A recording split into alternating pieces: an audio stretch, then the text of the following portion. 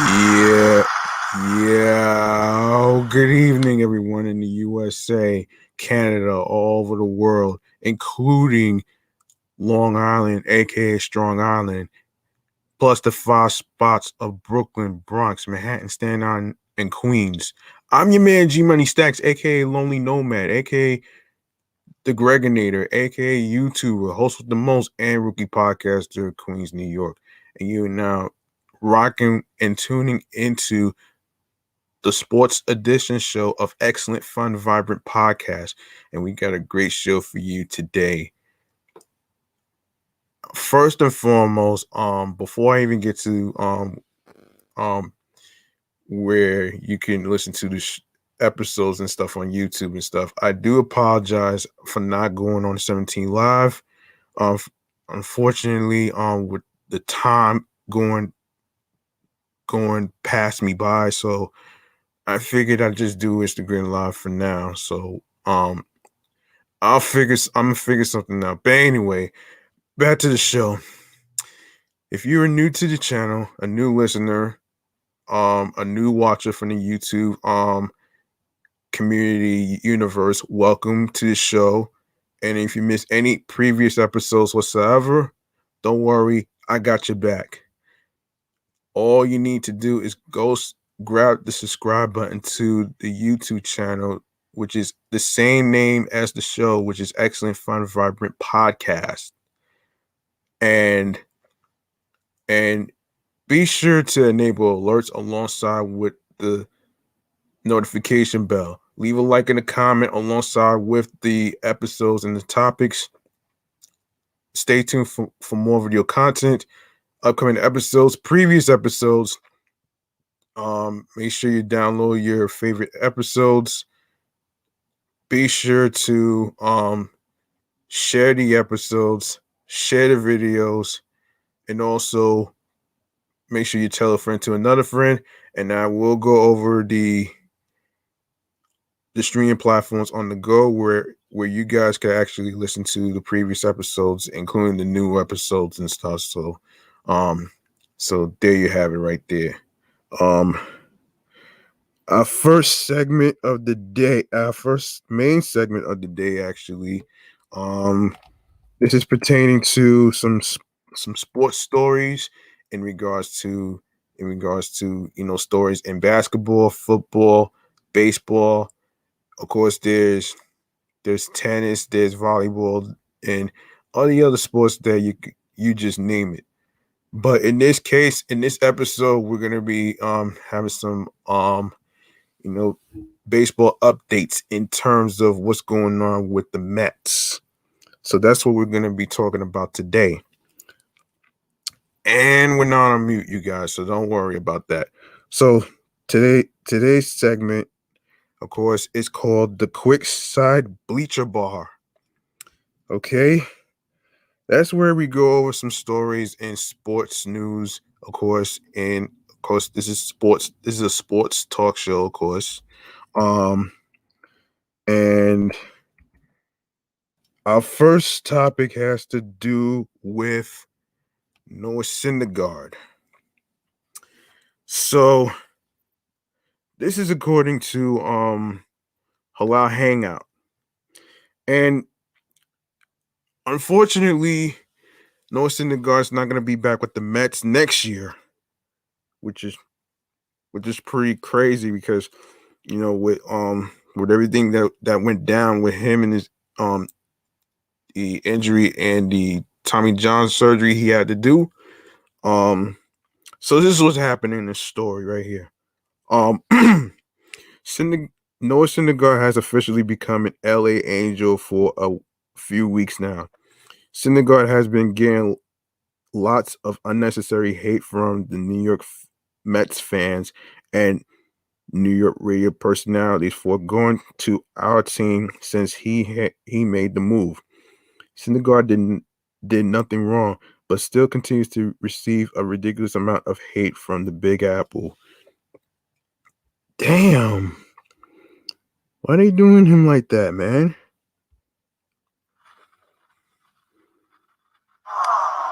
Why are they doing him like that? That's crazy. Recently, he explained that while he may have a second home in Mets fans' heads, he has absolutely nothing against them himself. Of course, um, yeah, and that's crazy, man. What they're saying. This is the craziest shit that I ever heard. Okay, look. So this person said, and Noah Syndergaard on Twitter, basically, we're going to win a championship without you, and I'm cool with that. And if you do, I'll be rooting for the Mets too, unless it's against the Angels. Um, even in a scenario where the Mets win a championship without Syndergaard, he would still be happy as long as it's, of course, not against his former team. Pretty reasonable stuff for Thor here. I really didn't. I really don't get why Mets fans are so angry at him going to the Angels. Um, Man, that's crazy, man. Um, Noah Syndergaard would prefer an LA, Los Angeles Angels, New York Mets World Series. An LA Angels, New York Mets World Series would be very entertaining. The funniest part of it would be all the Mets fans who would hate on Noah Syndergaard despite him doing nothing wrong and not even having anything against the Mets at all. It makes sense as to why Syndergaard has no hard feelings towards the Mets organization. He had a great run there and was an all-star, recording at 3.32 ERA, a 119 ERA plus, and a 2.93 FIP. It makes sense as to why Thor has good memories of playing there. You would think Mets fans would feel fondly about him as well, considering they had the best season they had in 15 years in 2015, winning the National League. They absolutely would have not won the pennant if Syndergaard didn't come up. Syndergaard posted a 3.24 ERA and a 1.047 WHIP that season. He struck out 10 hitters per 9 innings, despite only walking 1.9 batters per 9. There was so much love from Syndergaard's tenure with the Mets. It's surprising to see how much real estate Syndergaard apparently has in the collective heads of the Mets fan base. Syndergaard, on the other hand, is just fine.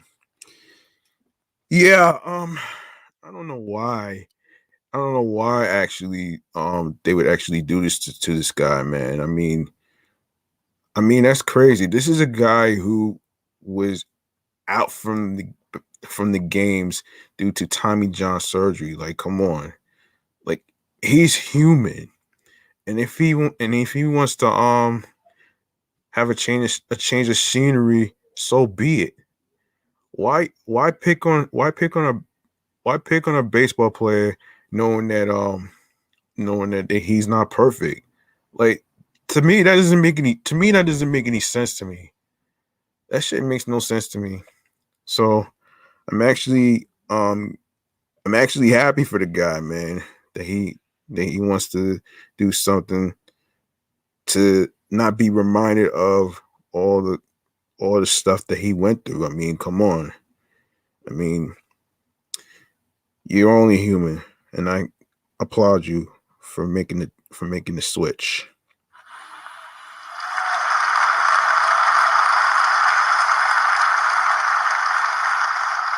And yes, there is no hard feelings with the Mets, man. He has no beef with them. You know what I'm saying?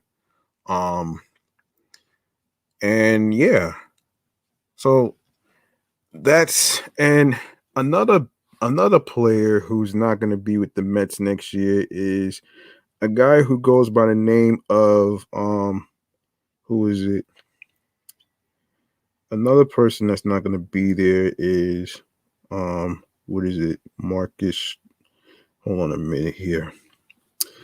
Hold on, folks. Hold on a minute here. Um Yeah, Marcus Stroman. Yeah, here we go. Um, so so this is what's going on with this story here. Of course, this was posted around December the 12th, which is today. So, okay, so here's how the story goes, man, and here's how the story goes. Hold on a sec. Um,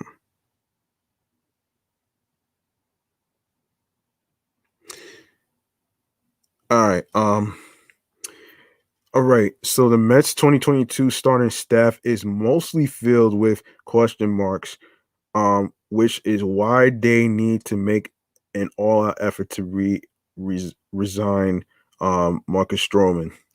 The Mets 2022 projected starting staff is subject to the whim of pitchers returning from injury and two very prominent free agents who may or may not leave the team. Of the Mets starters this past year, we know for sure that Tommy um, Lucchesi is out until next September.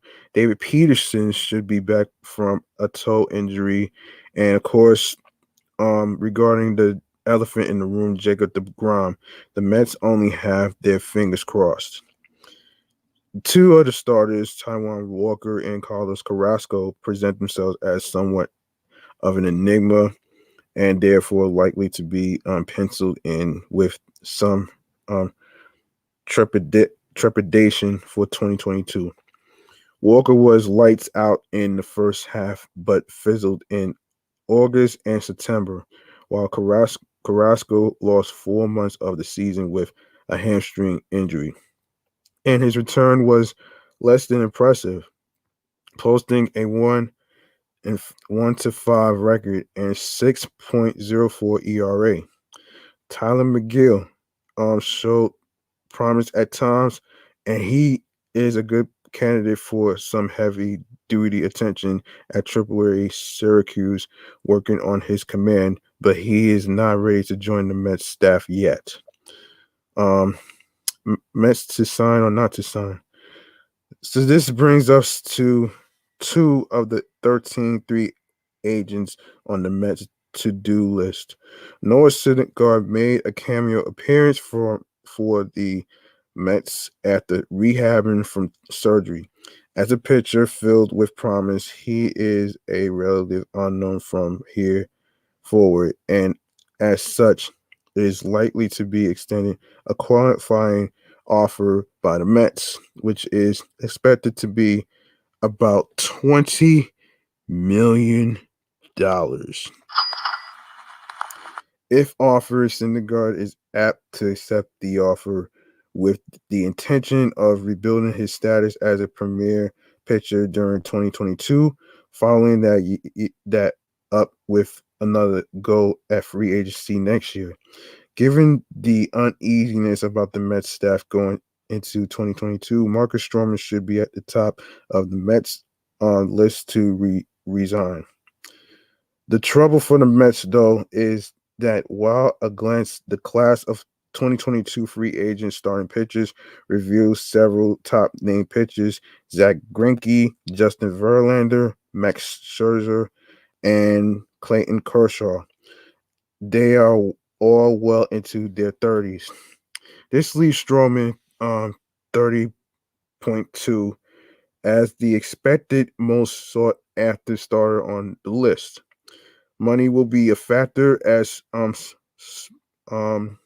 Spot Rack puts Stroman's market value at 21 million per season, meaning a 4-year deal will fall into the 85 to 90 million dollar range. Nevertheless, the Mets need a stabilizer in their rotation, and Stroman more than fits the bill. As the warhouse of the staff, Stroman made 33 starts over which he logged 180 innings, the most on the Mets. At first, a look at Stroman's 10 to 13 says just another pedestrian pitcher looking to cash in on the always rare commodity of starting pitching. The hitting strength of Marcus Stroman. To find the real Marcus Stroman requires a thorough look at his splits. In the table, for example, is Stroman's performance gouged by the Mets' run support when he pitched.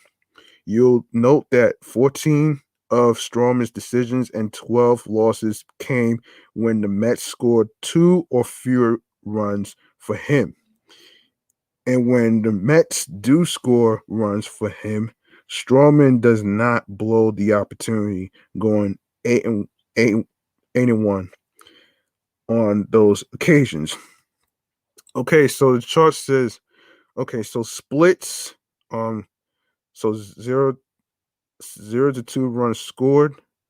So it's 2 wins, 12 losses.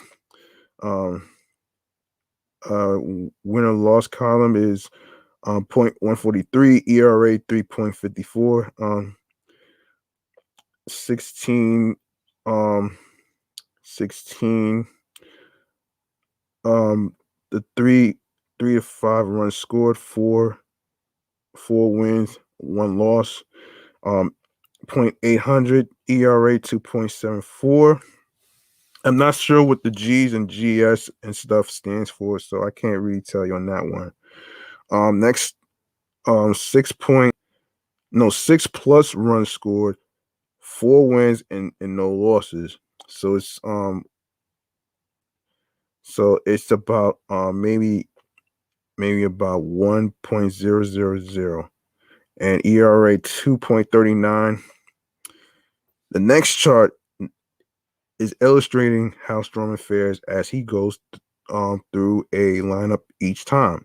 You will note that one those rare occasions when managers afford their starters a crack at the third time through, Stroman excels and actually has better numbers as the game goes along, decreasing the BA against to 208.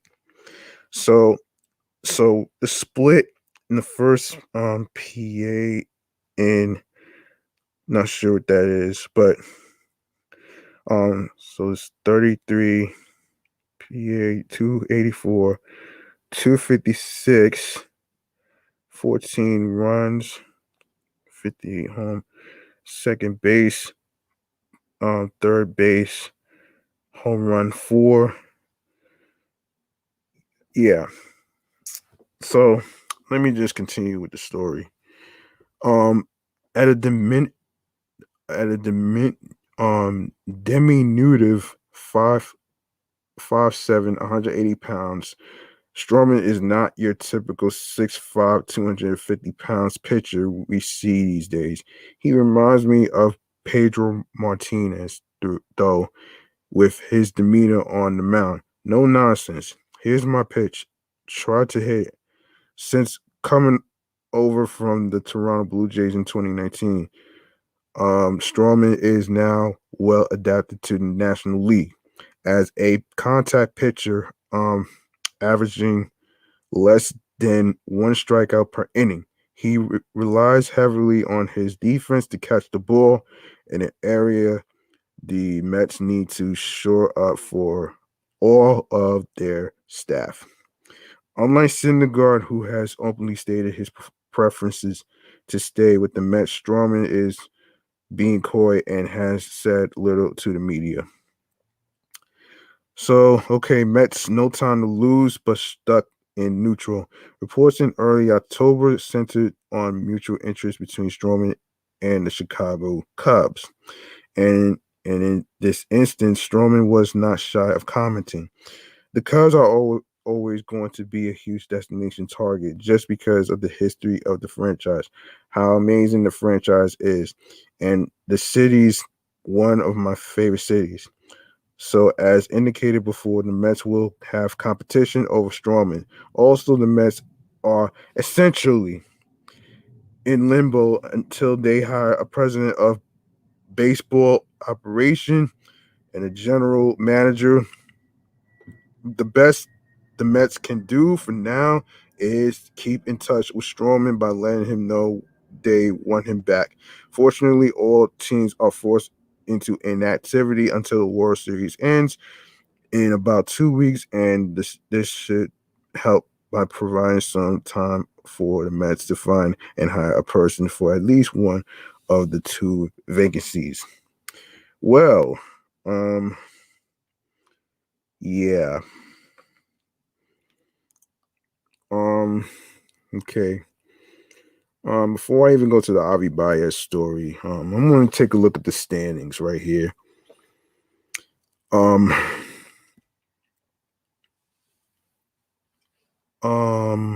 let me see. Hold on a sec. So, in a minute. So basically, of course, the standings obviously didn't look good this year. Obviously, the Mets had ups and downs as far as injuries, as far as like, any potential hamstrings and stuff like that. Like, but at the end of the day, man, like they're humans. They're human beings. And last time I checked, robots don't have hamstrings and um other body parts. You know what I'm saying? That shit really gets me, man. Like it's like y'all gotta look at them as human beings. They're not just baseball athletes, man. Like, come on. And regardless about the record, which I will get into right now, um, of course, who knows who's gonna be back in 2022 as far as like anything, as far as like spring training or whatever, which is in February, which I can't wait to actually cover baseball with you guys. So the standings is like 77 wins, losses 85.475, 11.5, 47 wins and 34 losses, 30 wins away and 51 losses, and 39-37 L2 4-6. So um anyway, that's enough about that though, man. So Javy Baez. Yes. So Detroit Tigers general manager Avila remembers watching Javy Baez early in his Cubs career and turning green with envy. The Tigers were near still in their rebuilding phase at the time, while Baez was in the midst of a National League MVP runner-up season. Um, End quote. We played them a few years ago in Chicago, Avila recalled, and he's running the bases and he's making plays all over the place. And I'm saying, um, and I'm saying, to myself, can we just get that guy out of the game because he's making the difference on his own. I was just besides myself, and I'm like, can we get a guy like that? Fast forward 3 years, and the clock hit 2:30 a.m. Eastern on Tuesday when Avila got off the phone with Baez' agent. He had been on the phone with team owner Christopher Illich past midnight before grinding out a deal. An ensuing phone call with manager AJ Hinch kept Avila up until 4 a.m. They had crisscrossed the country so much on recruiting trips this offseason that Avila joked about his frequent flyer status. Um, yes. Um, yeah, the stat. Okay, frequent flyer status. Hang on a minute. Um, okay. I think where did I leave off here? Frequent flyer status. Yeah. Yes, Dave dived into the frenzy of free agent signings, and after all that, the Tigers got their shortstop, the same spark plug Avila remembers watching at Wrigley Field. I'm really excited to be a Tiger now, Baez said Wednesday as he celebrated his 29th birthday with a 6-year contract and a new team. I'm really excited to be here and I'm ready to play. Yeah, yeah, of course. If the Tigers can get Baez to make that kind of impact in Detroit, his signing could go down as a key point in their quest to contend again. This is a turning point for the Tigers, undoubtedly. Illich said, signing a player like Avi, I think, sends a message to the baseball world and to our fans that the Tigers are here to compete. The 140 million dollar contract is the Tigers' largest for a free agent since Prince Fielder a decade ago, and the largest contract of any sort since Christopher Illich became the team's owner. The deal includes an opt-out clause for Baez after 2023 season, like like Ivan Rodriguez in 2004 and Maglio Ordonez a year later. It isn't the biggest or flashiest deal of the offseason, but like those deals, the Baez move is an opportunistic signing to fill a need with a potentially undervalued player. He's perfect. He's a perfect fit for us, Hinch said. The Tigers centered their rebuilding project around pitching and rode their young starters to a 77 win season in 2021, the best win total since 2016, with two of baseball's top hitting prospects in corner infielder Spencer Torkelson and outfielder Riley Green. The future already looked bright in Detroit. To take the next step towards contention, however, the Tigers needed a shortstop. Uh, the much rumored tie was Carlos Carrera, who played for Hinch in Houston. The two were spotted dining together a couple weeks ago, furthering speculation. However, Avila and his group took a wide-ranging approach, engaging with agents for the entire handful of top free agent shortstops on the market. One of their recruiting visits was to Miami to meet with Baez. One thing that we wanted to know for sure before we got deeper into this, Avila said, is that Avi wanted to come to Detroit to be a part of this renaissance per se and be a key part of it. We explained to him where we were as an organization, as a baseball team, and where we wanted to get to, and how we felt we could be a part of making us better and getting us to the playoffs.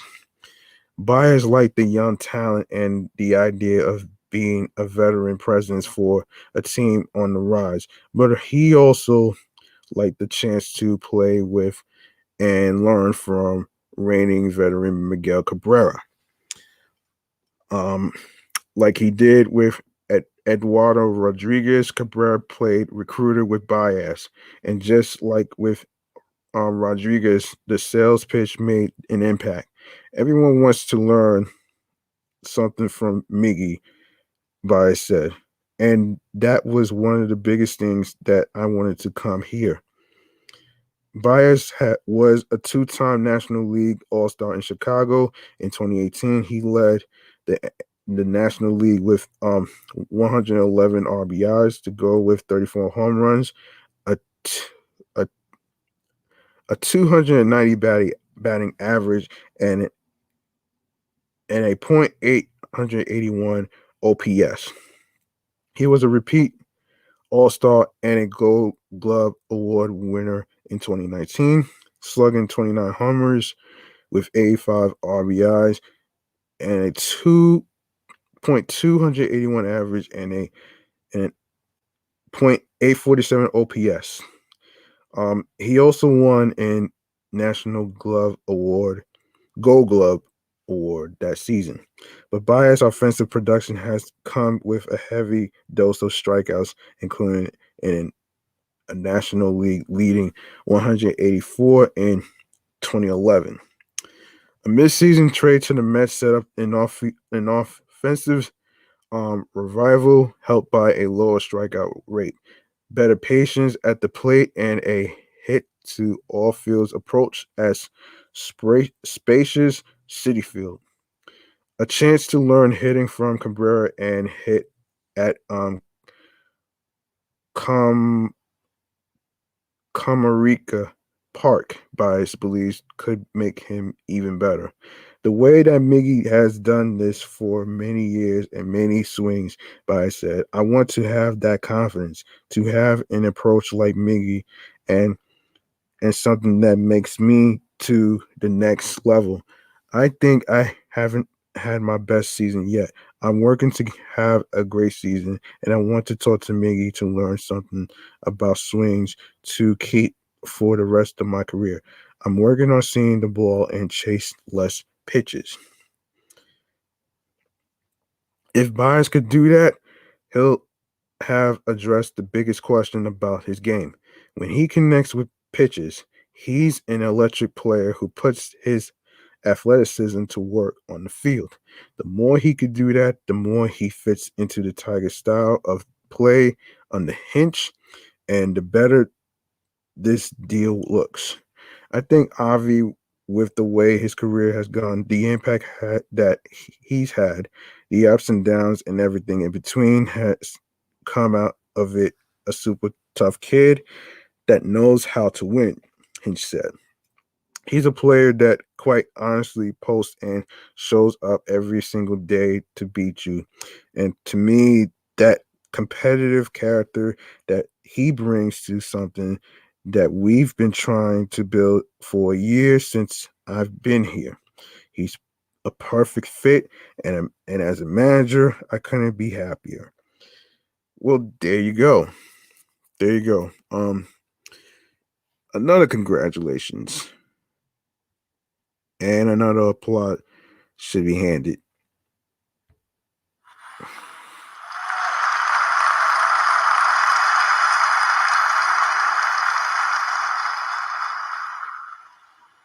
Now, this is from 2 months ago.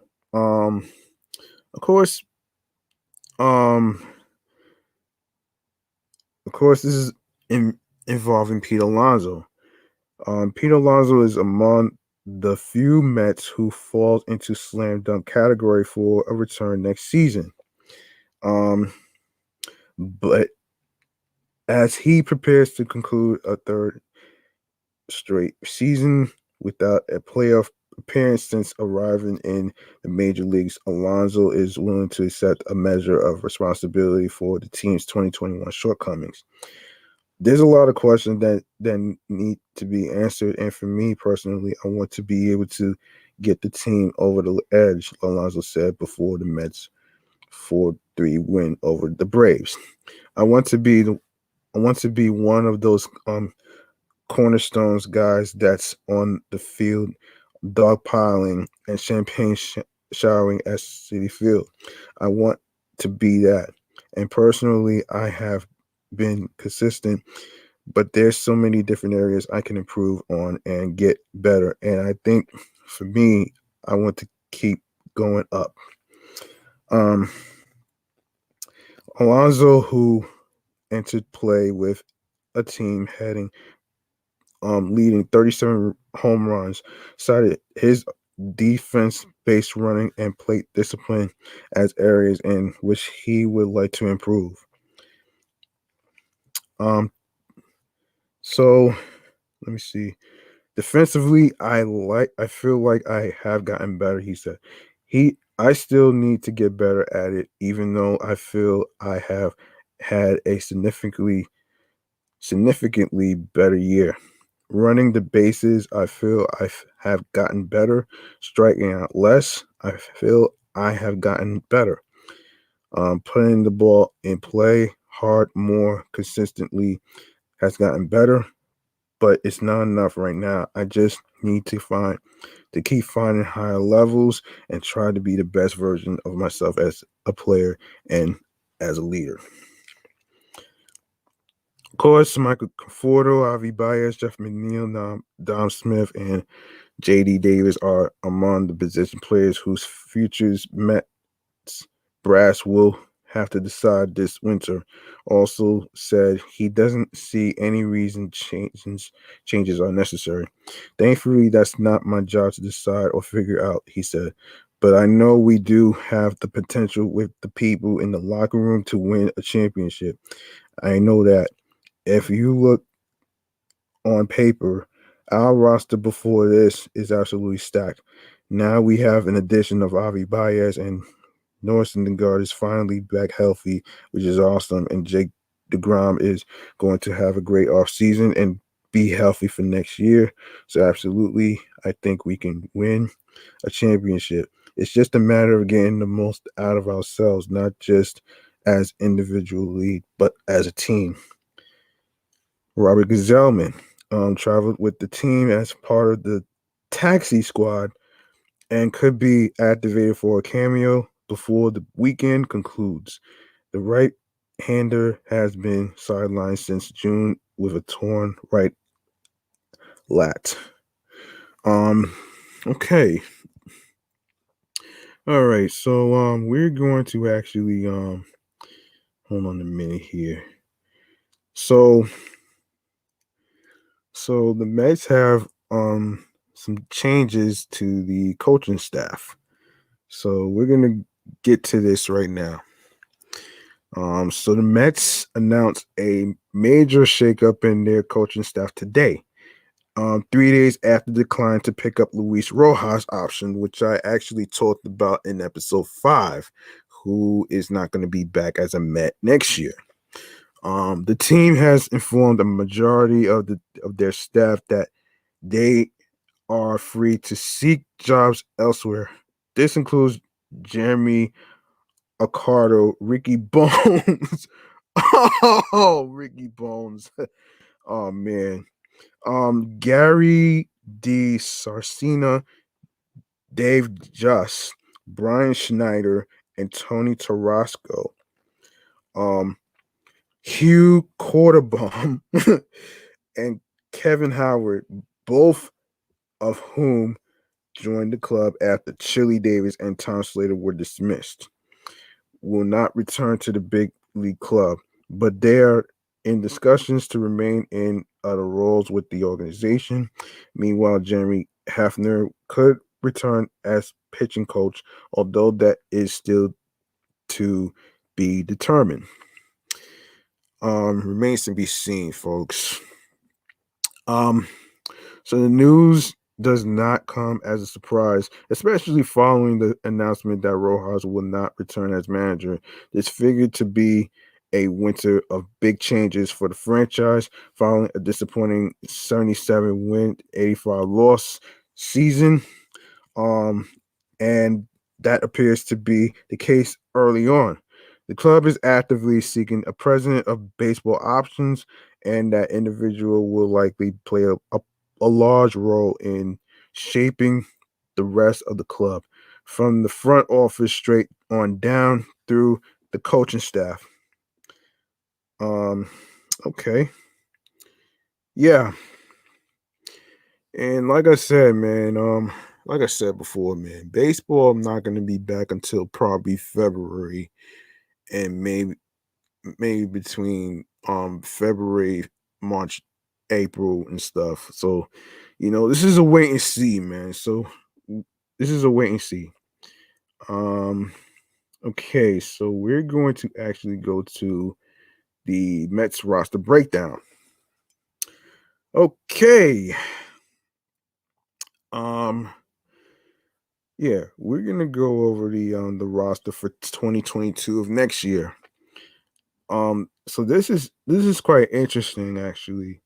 Um all right, so a diz a dizzying number of decisions await the Mets this winter, with a roster featuring several impending free agents and a small um, army of arbitration eligible players. Even many of those whose financial futures are certain to come with significant question marks in other respects, making this one of the more fluid Mets off seasons in recent memory. To prepare, here's a quick primer on those who played notable roles for the team this past season. Of course, James McCann. Um, McCann is signed for 4 years of a $40.6 million contract. Could become an albatross if he does not hit better. The veteran produced a .643 OPS during his first year in Flushing. Tomas Nido, first year arbitration eligible and injury plagued season, loosened Nido's grip on the backup job. Now arbitration eligible, he'll need to start supplementing his excellent defense with more consistent offense if he wants to keep the gig long term. Patrick Mazeika. Mazeika gave the Mets multiple dramatic moments early in the year, but not so much after that. He'll likely battle for the backup job in spring training. Of course, you know, obviously Pete Alonso is going to be the main first baseman. First year arbitration of okay. So the Mets' most consistent regular, Alonso has settled in as a bona fide power threat and a much improved defensive first baseman. The team has 3 more years of team control to maximize his abilities. Second baseman, of course, Javy Baez is with the Tigers. Um, there's some mutual interest in a return to Flushing, but that will depend in large part upon market conditions. And bashing 9 homers over 47 games as a Met, Baez made fans mostly forget about his authorship of a thumbs down celebration. Robbie Cano signed through 2023. Cano wasn't on the Mets roster this season due to a PED suspension, but he'll be back to collect the $48 million remaining on his contract over the next 2 years. The Mets could ask him to play some third base in addition to second. Um, Jeff McNeil. Poor luck played in McNeil's career worst season at the plate. He could be a solution at second, third, or in a corner outfield position, depending upon how the off season unfolds. Shortstops obviously Francisco Lindor, of course, everybody's favorite. Technically, Lindor's 10-year, $341 million mega deal won't kick until next season. The Mets will need Lindor to be far better than he was in 2021 when he slashed .230, .322, .412 with 20 home runs while hearing plenty of boos at Citi Field. Luis Guillorme. Unlike a year ago, Guillorme struggled to find his way into the lineup this summer. The slick infielder remains a backup option at second, third, and short. Jose Peraza, a late season injury, dampened Peraza's value after the Mets signed him to a minor league deal. New York can offer Peraza arbitration, but may choose to non-tender him instead. J.D. Davis, third baseman, playing through injury. Davis lost the everyday third base job despite a respectable .285, .384, .436 slash line. His shaky defense makes him a trade candidate, although Davis could potentially become a designated hitter if that spot returns to the National League. Of course, you got Jonathan VR. VR played his role well, appearing in 142 games despite being signed as a bench option last winter. He hit 18 homers and stole 14 bases, but a roster crunch could force VR to his sixth team in 5 seasons. Of course, Michael Conforto, the future is still unknown, but remains to be seen. It remains to be seen if the Mets will bid enough to bring Conforto back to Flushing following 7 solid seasons. If they don't sign Conforto to a long-term deal, the Mets will need to pursue someone similar to replace him. Brandon Nimmo, favorite center fielder. Um, the only question still surrounding Nimmo is his ability to stay healthy over 162 games, an elite on base threat, and improving defender. Nimmo can become a free agent at the next season. Of course, you got Dom Smith. Remains a man without a position. His poor offensive season complicates matters as Mets officials aren't sold on the idea of Smith as an everyday DH. Under team control for 3 more seasons, he'll be blocked by Alonso at first base for all of them. Kevin Pillar, one of the most prominent members of the Mets bench mob. Pillar struggled to produce much in the second half of the season. His complicated contract includes a $6.4 million team option, which the Mets are certain to decline, and a $2.9 million player option, which Pillar is likely to accept. Of course, we haven't heard much about Khalil Lee. So, the Mets' eighth-ranked prospect Lee rebounded from a poor start to the season to bash 14 homers over his final 86 games at AAA Syracuse. He could push for an opening day roster spot if the Mets feel comfortable with his development. Albert Almora Jr., an intriguing offseason acquisition. Almora produced next to nothing during his time in New York. He became a free agent after the Mets designated him for assignment in late September. Jose Martinez, we haven't heard from him in months. Martinez never made it back from a spring knee injury, which preceded other ailments. He's technically under team control for another year, but there's little reason for the Mets to do anything but non-tender him. Of course, you have some starting pitchers. Of course, right-hand pitcher Jacob Jacob DeGrom. Of course, signed through 2023. Team option for 2024. Opt out at the next season. His historic start morphed into maddening finishing as elbow inflammation kept DeGrom off the mound for the final 2.5 months. This will be a crucial season for DeGrom, who must re-establish his health at age 33 while keeping one eye on the contract opt-out that awaits him next season. Of course, Marcus Stroman. The Mets' most consistent starter all season, Stroman will be looking to cash in with a multi-year deal in free agency. His return to Queens is possible, but far from a sure thing. Taijuan Walker, of course, signed through 2022 player option for 2023. An all-star first half gave way to a historically poor second half for Walker, who threw more innings than he had in the previous 3 seasons combined. Walker will make $7 million this season with a chance to increase his 2023 contract option through incentives.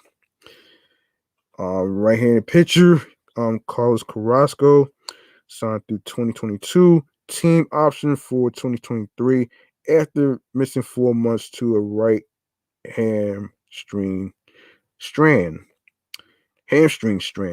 to be exact. Carrasco was uneven in 12 starts down the stretch. Um, he just underwent elbow surgery and will be 35 on opening day with just 201 and two-third innings on his ledger over the last 3 seasons combined. Of course, Thor, aka North Synderguard, free agent subject to qualifying offer. If the Mets extend Synderguard an 18.4 million qualifying offer, he'll have to strongly consider accepting it. That would give Syndergaard a chance to rebuild his value in his first season back from Tommy John surgery, um, allowing the Mets to retain him on a relatively risk-free 1-year deal. Um, yeah, it remains to be seen on him. Tom McGill. McGill did everything possible to prove he deserves a shot at a 2022 rotation spot.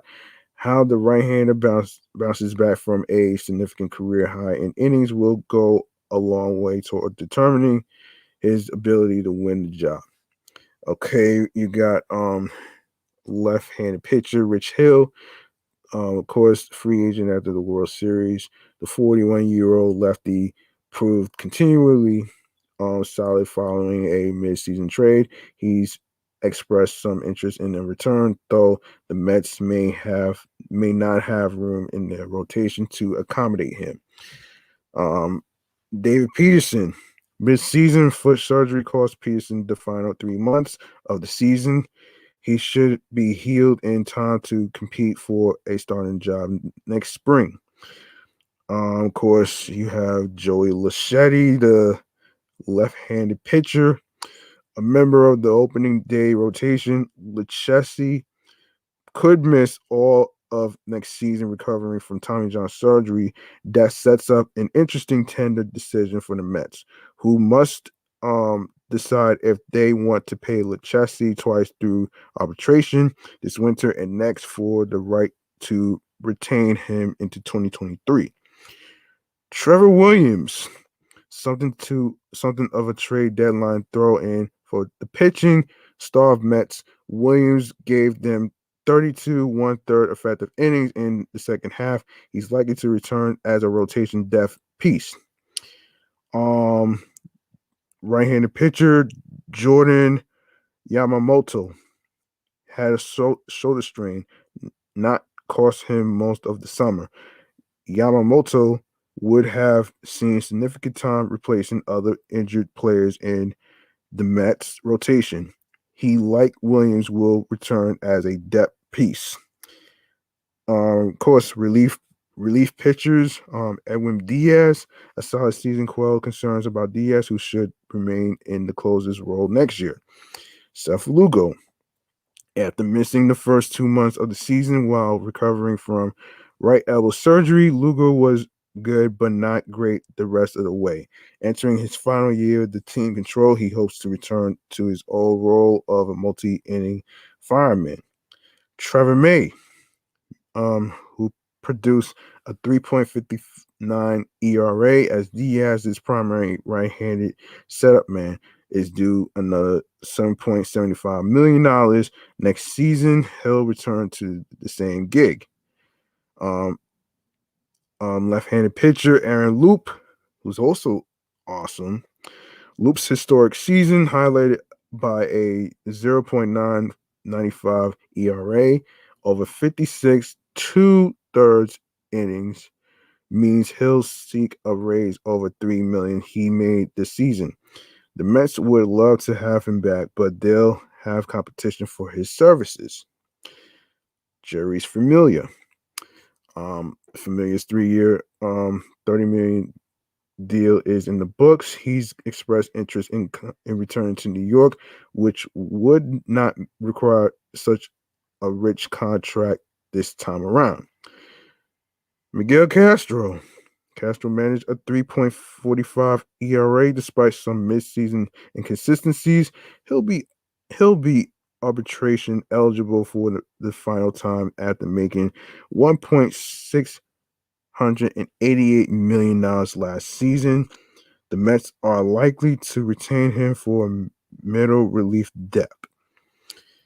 Left-handed pitcher Brad Hand. After pursuing Hand seemingly every offseason in recent memory, the Mets finally acquired him toward the end of this summer. The lefty produced a 2.7 ERA in 13 and one-third innings en route to another trip to free agency. Right-handed pitcher Dylan Betances. Coming off shoulder surgery, Betances is a lock to exercise his $1 million player option. The Mets will hope to milk any sort of value out of Betances, who hasn't pitched effectively in the majors since 2018. Robert Gsellman, another right-hand pitcher. A lat cost Gsellman most of the second half. He's a non-tender candidate for the second consecutive winter. Drew Smith, yet another Mets pitcher who struggled through injury. Smith still possesses enough upside for the Mets to consider him a potential bullpen answer in 2022. Of course, there you have it. That's the breakdown roster for 2022. Let me see if there's any more I need to talk about. Let's see if there's any. Yes, Max Scherzer. Okay. Right-hander Max Scherzer and the New York Mets have agreed to a 3-year, $130 million contract.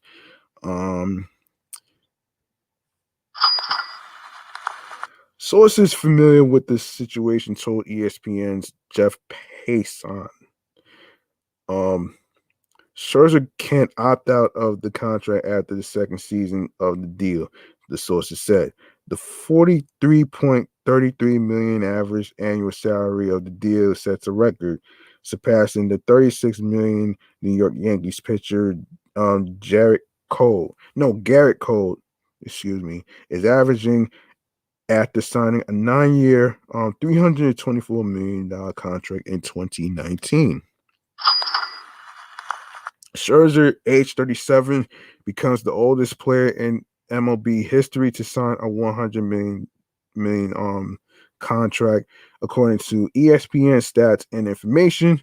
Kevin Brown was 33 when he signed the first $100 million deal in MLB history in 1998. Wow, who knew? And the Mets have gone on a spending spree over the weekend, signing center fielder Starling Marte, infielder Eduardo Escobar, and outfielder Mark Canha to the deals worth a combined $124.5 million. And after seeing starters Noah Synderguard and Steven Matz signed with other clubs in the past 2 weeks, new owner Steve Cohen wasn't going to be denied one of the best pitchers available in Scherzer. Scherzer joins a Mets rotation fronted by two-time National League Cy Young winner Jacob deGrom, who didn't pitch after July 7th last season because of concerns with his elbow, although a late-season MRI showed that his elbow was healthy. Scherzer, a 3-time Cy Young Award winner, was among the preeminent pitchers of the 2010s, along with Justin Verlander and Clayton Kershaw, and has rolled his dominance into the 2020s. In 2021, during his age 36, Scherzer went 15-4 with a 2.46 ERA in 179 one-third innings for the Washington Nationals and the Los Angeles Dodgers, striking out 236 batters and walking only 36. He ultimately finished third in NL Cy Young Award voting, marking the 8th time in the past 9 years he has finished within the top 5.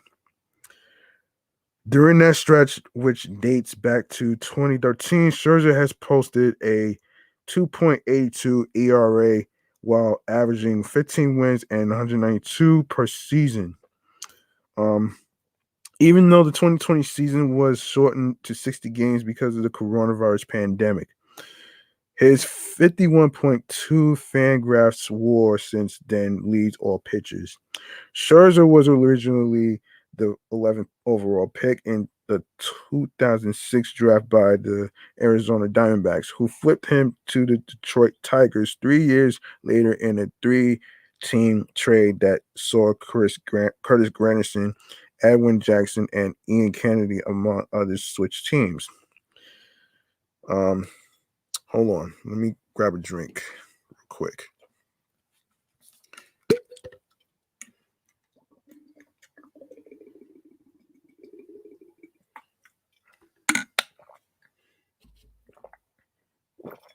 Okay.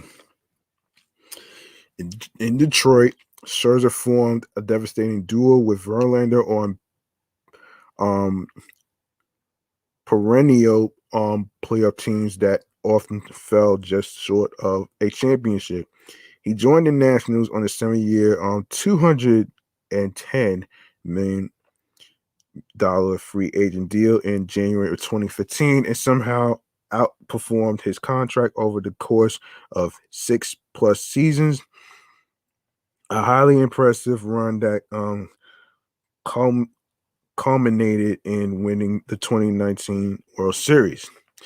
The Dodgers acquired Scherzer alongside middle infielder Trey Turner in late July 2020 in exchange for their two best remaining prospects, catcher Kybert Ruiz and pitcher Josiah Gray.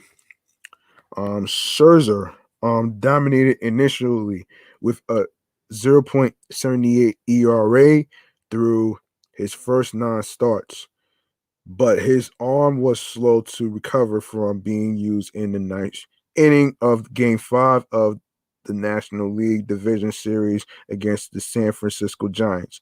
Scherzer languished through Game 2 of the National League Championship Series against the Atlanta Braves, later saying his arm was still tired from his relief appearance 3 days earlier. He was initially scheduled to start again in Game 6, but was pushed back to Game 7 because of lingering soreness. Then watched the Dodgers get eliminated in Game 6, abruptly ending another dominant Scherzer season.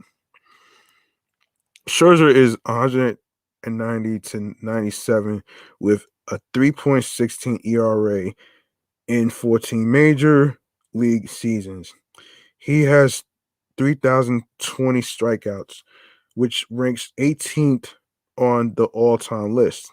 The addition of Scherzer moved the Mets' odds at Caesars Sportsbook to win the 2022 series to 14-1, tied for the 6th shortest odds to win the championship. Wow. I'm pretty impressed, though. I'm really impressed. Now, before I go to the 6 Met managerial candidates, we need to talk about the MLB lockout. All right. So the players are locked out and transactions are frozen in baseball's 9th work stoppage, but no one is missing any checks yet. Man. At 11:59 Eastern on Wednesday, the document that governs baseball, the 5-year collective bargaining agreement between the owners of the 30 major league baseball clubs and the players, expired. 2 minutes later, MLB Commissioner Rob Manfred announced that the league had enacted a lockout.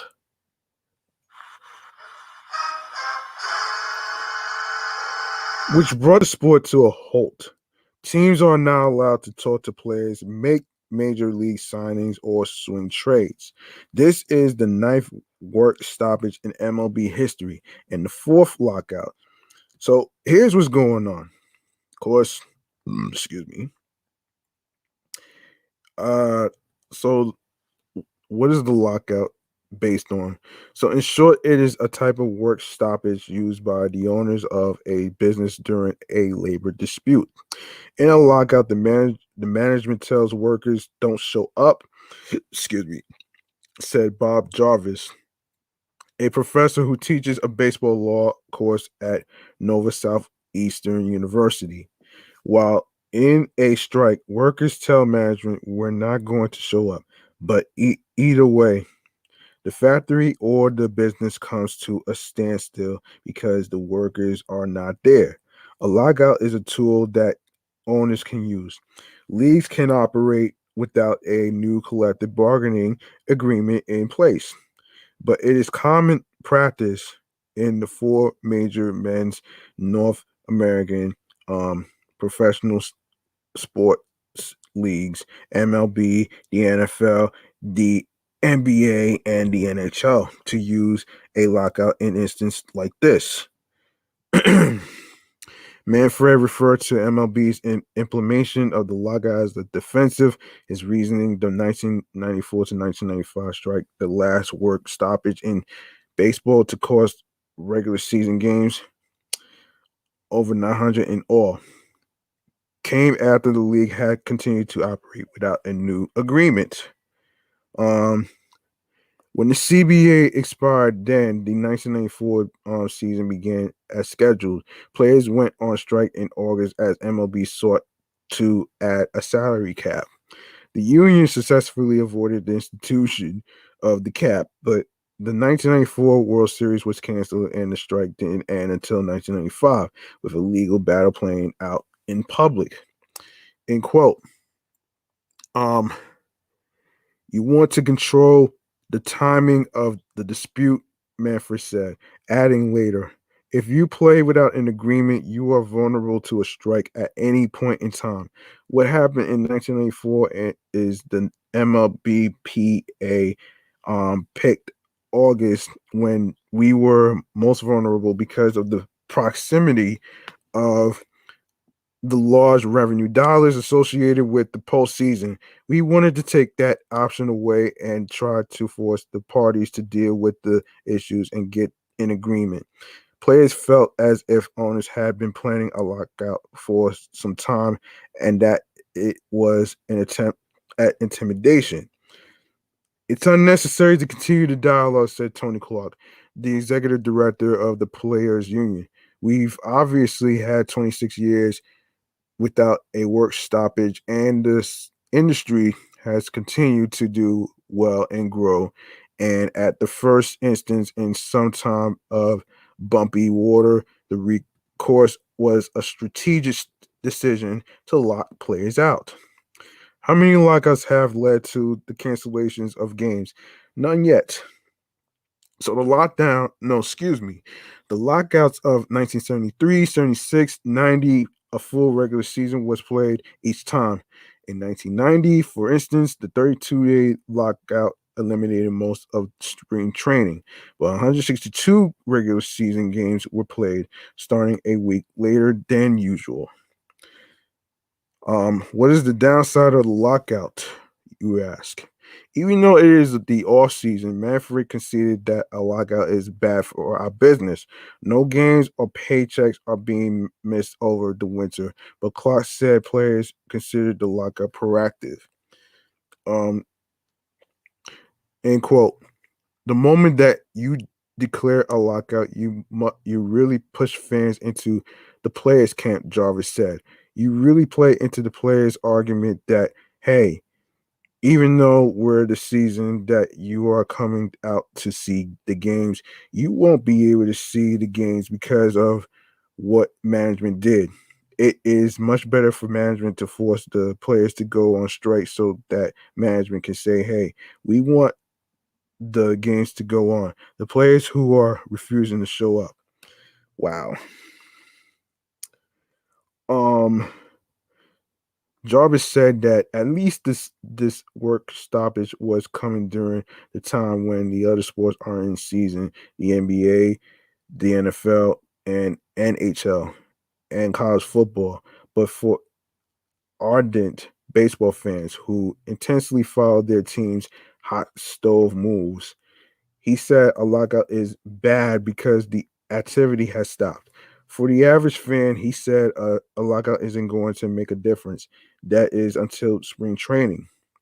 If a new agreement is not struck by then, the casual fan will start to notice when the usual schedule is altered. More will when the regular season is affected.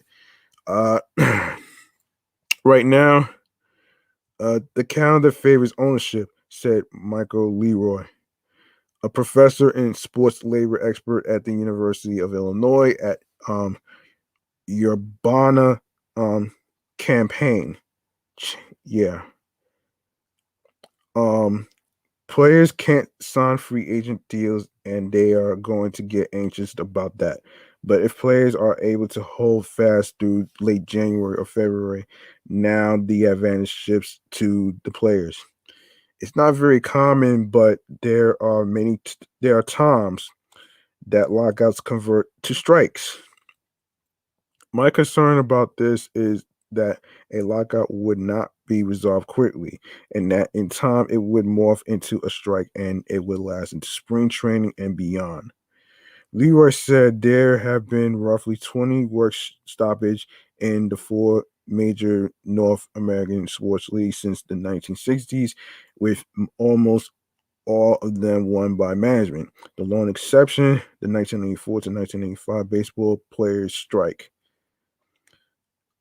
That was the strike that set the bar for labor unions in sports to emulate, and so that is framing everything here. He said that was a spectacular success for the union.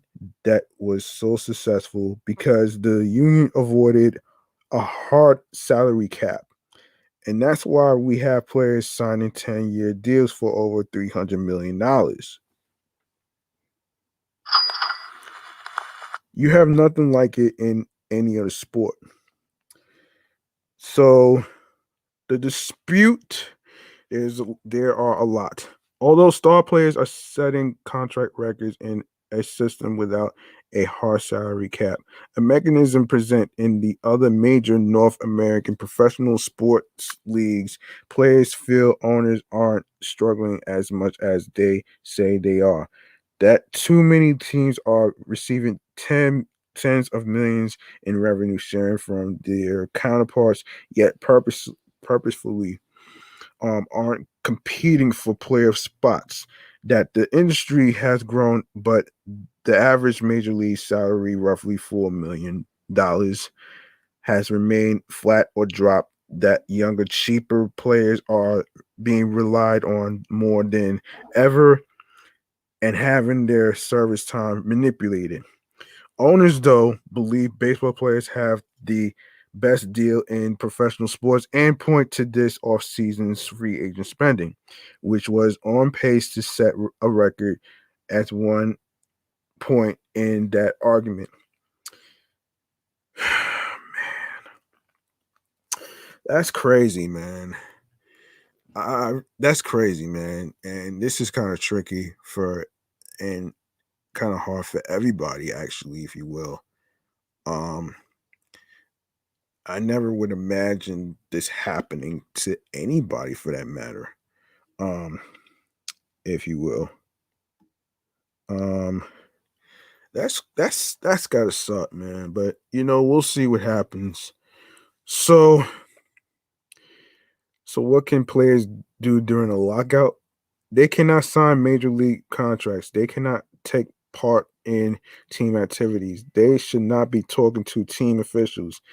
They cannot use team facilities. A fair amount of players, though, already work out with private trainers or coaches in the off season. Some of the specifics of what players can do seems to be in dispute. Asked if contact between club officials and players undergoing rehabilitation for injuries or those talking to team mental health professionals could continue, Manfred said. That's a legal issue upon which we do not have flexibility. Clark countered by saying, in quote, we have a difference of opinion in regard to what the rules of engagement are here. There have been differences in other scenarios whereby support was provided to those who needed it. So on that front, it is not a line in the sand that is necessary to draw. On Thursday morning, Yankees pitcher Jameson Talon, who is recovering from an ankle surgery in October, tweeted that he was going to have to find his own way to continue his rehabilitation. Since MLB chose to lock us out, I'm not able to work with our amazing team physical therapists who have been leading my post-surgery care progression, he wrote. Now that I'm in charge of my own PT, what should my first order of business be? I'm thinking I'm done with this boot. It can't it can go. The union has told players that if they were on a 40-man roster at any point during the 2021 season, their medical benefits will continue until the scheduled start of the 2022 season, according to a work stoppage guide provided to agents, a copy of which was obtained by the New York Times. If a work stoppage continues after them, the union said it will use its reserves to cover their health benefits. Hmm. What can clubs do during a lockout?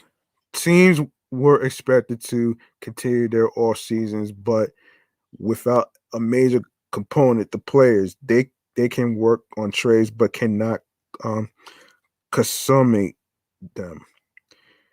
Um, they can continue working with their non-playing employees, scouring video, planning their strategies, and so on. Will club employees be laid off or furloughed? An MLB spokesman said that for the foreseeable future, there are no plans at the league or club level to implement furloughs, paid reduction, or work force reductions, while MLB negotiated what it hoped would be a full 2022 season with the union. In 2020, um, when the pandemic halted everything in spring training and negotiations over a regular season lasted months, many clubs furloughed or laid off employees and instituted pay cuts. That can't be good.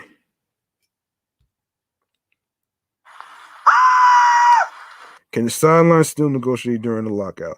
Yes, they said that they plan to, even though no further sessions had been scheduled as of Thursday morning.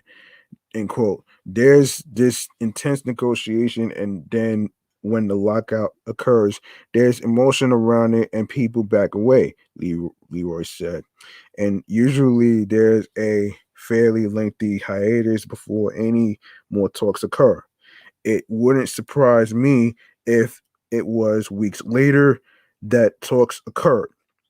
And really, what it becomes is act, um, a war of attrition. Who can endure the pain the longest?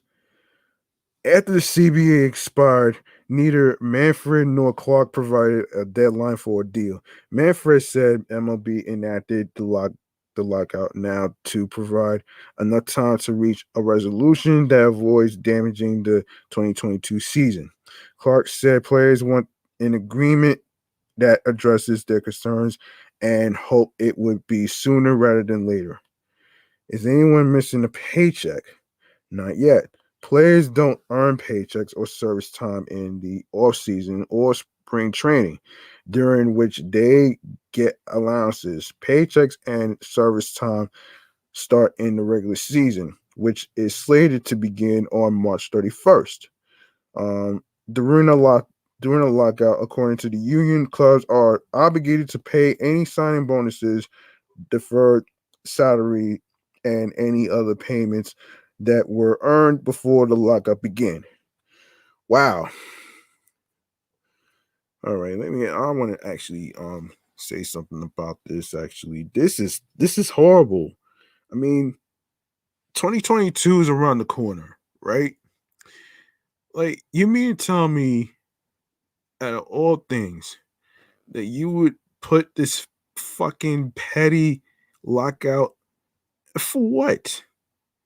Are you really that crazy to actually make players suffer because of your fucking dispute and petty bullshit? Like, come on, man. Like, for real, get your shit together. Not just for yourself, but for the players. Otherwise, you're gonna be in trouble within the 2022 regular season. Come on, get it together.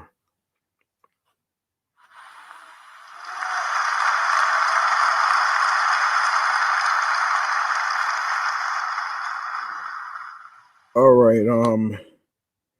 I think this is gonna be the last topic of the night. And this is regards to the six managerial candidates. So here we go.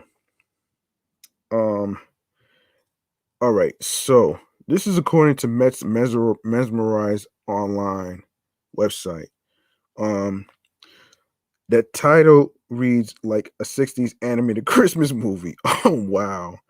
But before the holidays officially arrive, the Mets will look to hire a manager as their players have been locked out by MLB owners during collective bargaining agreement negotiations. The team has reportedly interviewed six candidates before moving to a second round of interviews, which should commence as soon as tomorrow. Steve Cohen will be involved in the next round of conversations after Billy Appler held the first round of talks.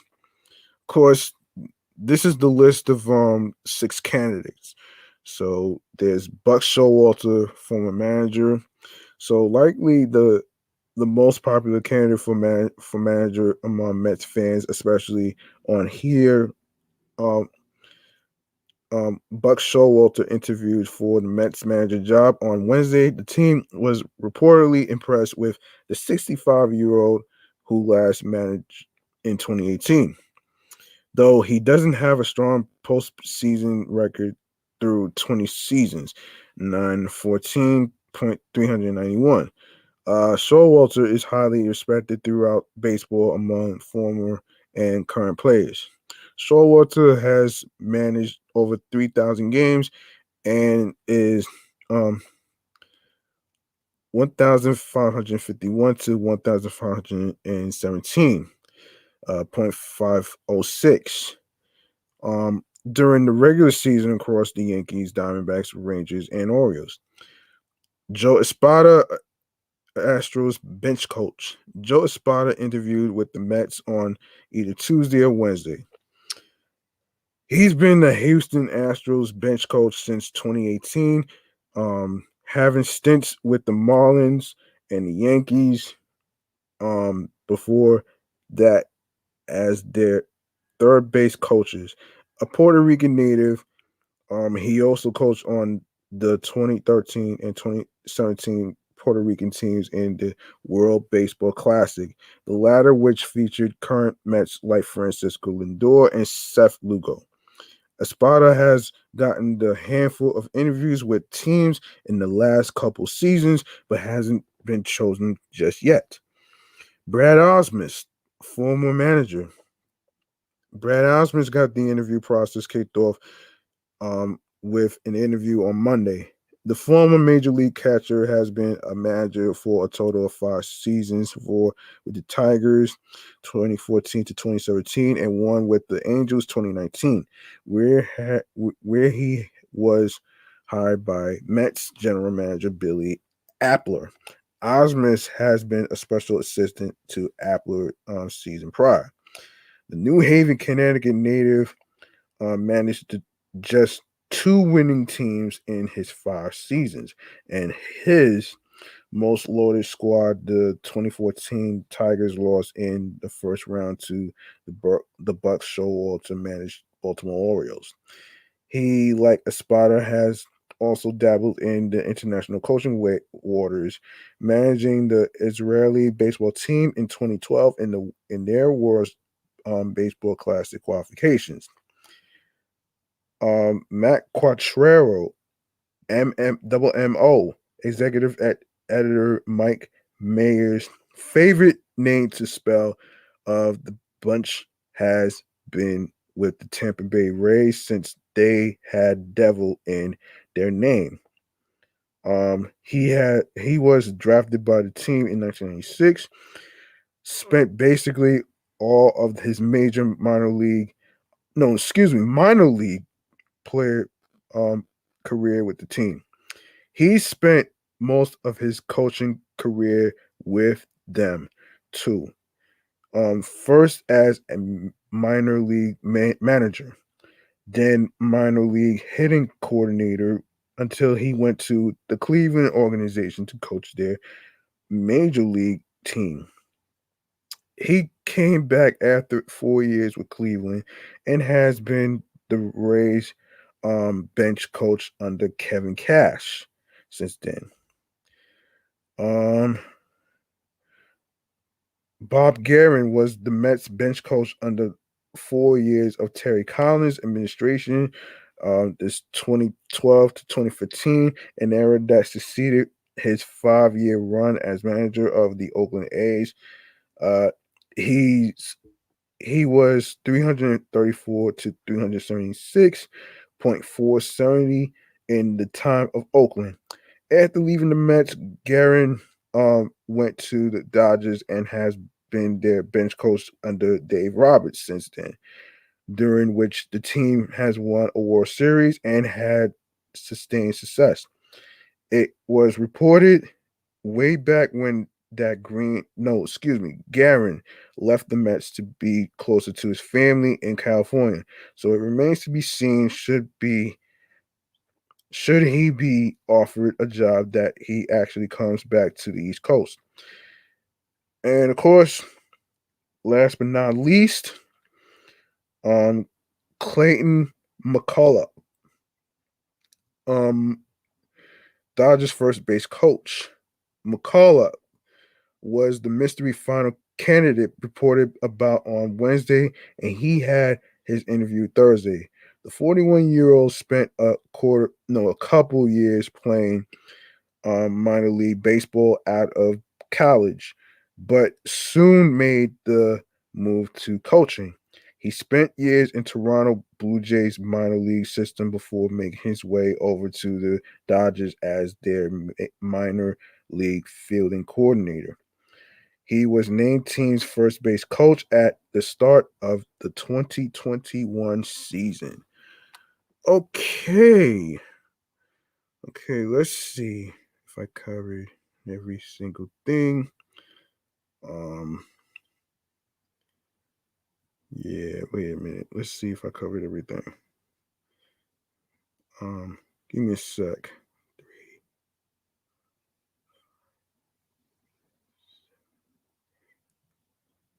Yeah, I think that's it. All right.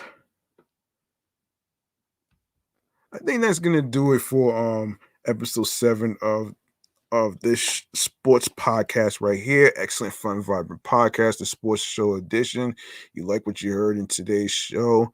Feel free to make a charitable donation to my Cash App, which is $ G Money Stacks 555. That's $ capital G, lowercase MONEY, capital S, lowercase TACKZ 555. Once again, it's not about breaking the bank. It's all about doing what you can on whatever amount you are comfortable with. Any amount that you decide to put will be appreciated. All right. Also, Moral support is priceless, folks. It's not you don't have to have a lot of money to actually show moral support. You know what I'm saying?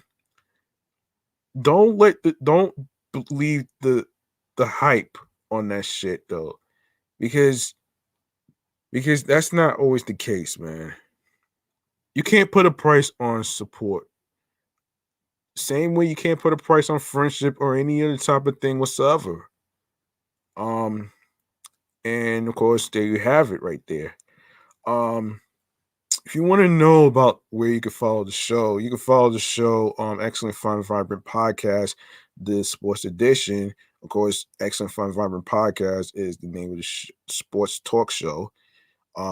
It's on Instagram, which is Excellent Fun Vibrant Podcast. You can also follow my other shows, which is Meticulous Vibe Juice Podcast, alongside with my number one handle show that is 4 episodes away from the 100th episode, which is Off the Meat Rack Chains New York podcast. You can follow that on Facebook and Instagram, all right? All in one word. I already put everything in the description, so don't worry about that. Now before I even go to my other handle, I like to mention something actually. If you are on the show's page, Excellent Vibrant Podcast, you're gonna see a link that says Linktree, which I will get to in a second as far as like the stream platforms on the go. You're gonna see the word. You're gonna see the Linktree / Excellent Fun Vibrant Podcast on there. What you want to do? You're gonna click on there, and it's gonna take you to a whole list of audio streaming platforms where you can listen to episodes, including YouTube. All right. So all the links will be there in the link tree. All right. So therefore, so you won't miss a fucking beat. Now, before I even go over the audio streaming platforms on the go, you can also follow me on 17 Live as well, which is G Money Stacks, Queens, New York. I said I was going to record on there, but for some reason, I wanted to see what it'll feel like if I actually did an Instagram Live on there. And for those of you who may not know what was going on, as far as the new listeners and new watchers on the YouTube universe, we are now live and direct on StreamYard and YouTube, alongside with Instagram Live on the side of me. You know what I mean? So that's pretty much what it is right there. So we're gonna go over the audio streaming platforms on the go. Hold on. I know I made a segment right there. I know I made a segment. Hold on a minute, guys. Hold on a minute here. Not a segment actually, but yeah, not a segment, but yeah, not a segment, but I will go over the audio streaming platforms on the go, so you'll be able to get an idea of where you can listen to the sports podcast show. So here we go. You can listen to Excellent Fun Vibrant Podcast, the sports edition show on Anchor, Audible, Amazon Music, Breaker, Castbox FM, Deezer, Listen Notes. We on Player FM. We on Pocket Cast. We on Podcast Addict, Podorama, Podopolo. We are on Podchaser. Don't forget to go to the 2 links. No, actually, don't forget to go to Podchaser so you could give a 5-star rating. Even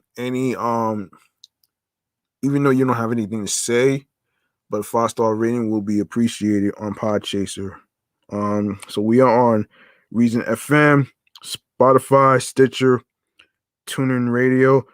Don't forget to listen to Excellent Fun Vibrant Podcast Sports Edition show on Radio Public, Google Podcasts, iHeartRadio, and last but not least, the YouTube. I want you to go grab the subscribe button. Make sure you enable alerts alongside with the notification bell. Be sure to stay tuned for more video content, upcoming episodes, previous episodes. Leave a like and a comment alongside with the topics in the episodes, and make sure you download your favorite episodes, share the episodes, share the videos, tell a friend to another friend, and of course, make sure you not only catch up on the previous episodes, but also make sure you tune into the new episodes that's going to be coming out every Thursday on the YouTube channel page, which is the same name as the show, which is Excellent Fun Vibrant Podcast, the Sports Edition show. All right. So yeah. And don't forget to share the podcast alongside with the audio streaming platforms with the link that says Linktree/Excellent Fun Vibrant Podcast. All right. Everything is in the description in the YouTube channel page of each episode description. I don't want to forget anything, so I just want to make sure that I covered that base. So there you have it, though, man. I hope you guys had a great time. Hope you guys learned something in today's episode 7. In terms of the Mets, I decided to do a dedication episode to the Mets as far as myself and as far as everybody else that's Mets fans out there. I'm willing to actually do that as well. So there you have it. So like I always say at the end of the show, man, don't forget to reach out to your loved ones. As far as like your husbands, your wives, your girlfriends, your boyfriends, alongside with your friends. So you don't have to wait every year when it comes to mental health awareness or mental health day, because it's 365 days in a year, and there is no such thing as a person who works 24/7.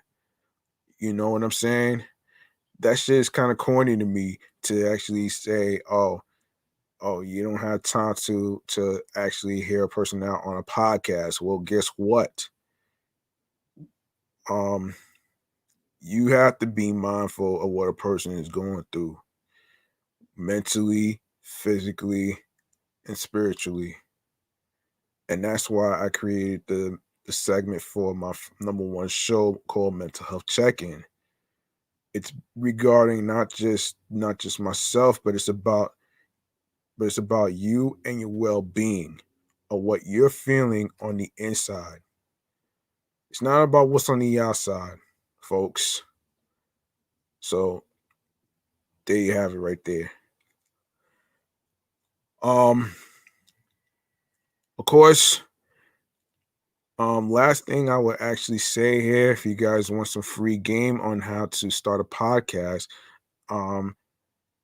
and you would like to create one and be a host like I'm doing with 3 shows under my belt, I am glad to actually give you some free game on some equipment and the software that I'm using to record live stream shows on my YouTube channel, which is actually for 3 YouTube channels actually. This one right here, which is Excellent Fun Vibrant Podcast, which is the name of the YouTube channel page. My other one is Meticulous Vibe Juice Podcast page on YouTube as well. And my other one, which is G Money Stacks 555 on there. So make sure you guys subscribe. make sure you enable alerts. Make sure you leave a like and a comment and all that good stuff. So first off, you need headphones. You also need a microphone. And also you need a laptop or a computer, whichever works for you. Um should should actually work out in your favor. Also, you know,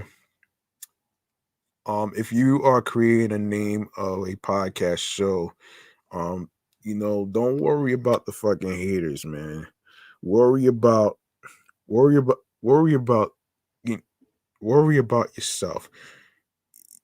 You don't need to actually, waste your energy on the garbage burgers who like to actually act like, oh, they could do better, they're better than everybody else. Well, guess what? You want to eat them up like food, like a pound cake, like this.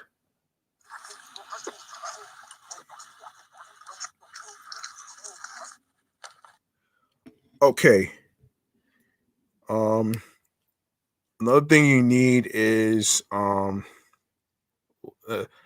I'm gonna recommend a software that I'm using, which is StreamYard. For those of you who are new, who just came in, welcome to the show.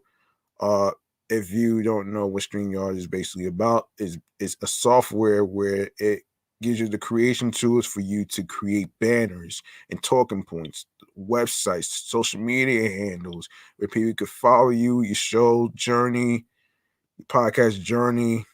Um, of course, any radio personalities or whatever career field you're doing, whether you're writing a book, whether you're a singer, whether you're a rapper, or whatever. But um the main thing about StreamYard is that it's like 5 times better than Zoom. That's the reason why I'm recommending StreamYard, because of the audio quality. It's a lot easier for you to create banners scrolling across your screen with your social media handles. Of course, I have a banner scrolling across the screen where you can actually find the podcast episodes on all your streaming platforms that I just mentioned. And of course, you have the name of the show, which is right here on your screen. Um, and also, you're able to create your own brand.